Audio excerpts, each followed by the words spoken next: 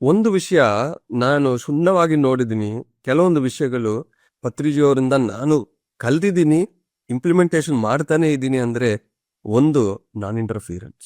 ಎರಡನೇದು, no gossips. ಮೂರನೇದು, pin point ಮಾಡಲ್ಲ. ಅವ್ರ ಜೊತೆ ಒಂದು ವಿಷಯ ಹೇಳ್ತೀನಿ. ಅವ್ರ ಜೊತೆ 30 ವರ್ಷ ಕೆಲವೊಬ್ಬರು ಇದ್ರು. ಒಂದು ಸತಿನೂ ಸಿಂಗುಲರ್ ವರ್ಡ್ ಅಲ್ಲಿ ಯೂಸ್ ಮಾಡಿಲ್ಲ ಅವರು. ಏ ಬನ್ನಿ, ಏ ಬಾ ಅಂತ ಹೇಳಿಲ್ಲ. ಯಾವಾಗ್ಲೂ ರೆಸ್ಪೆಕ್ಟ್ ಕೊಟ್ರು. ಯಾವಾಗ್ಲೂ ಆ ರೆಸ್ಪೆಕ್ಟ್ ಇಂದಾನೆ ಕಲಿತಾ ಇದ್ರು. ನಾನ್ ಚಿಕ್ಕ ಹುಡುಗ ಅವಾಗ, 22-23 ವಯಸ್ಸಷ್ಟೇ. ಅಯ್ಯಪ್ಪ ಬಾ ಅಂತ ಹೇಳ್ತಾರು, ಸ್ವಾಮೀಜಿ ಬಾ ಅಂತ ಹೇಳ್ತಾರು, ಸಾರ್ ಬನ್ನಿ ಅಂತ ಹೇಳ್ತಾರ. ಬಟ್ ಯಾವಾಗ್ಲೂ ಏ ಬಾ ಅಂತ ಹೇಳಿಲ್ಲ. ಅಷ್ಟೊಂದು ರೆಸ್ಪೆಕ್ಟ್ ಕೊಟ್ರು.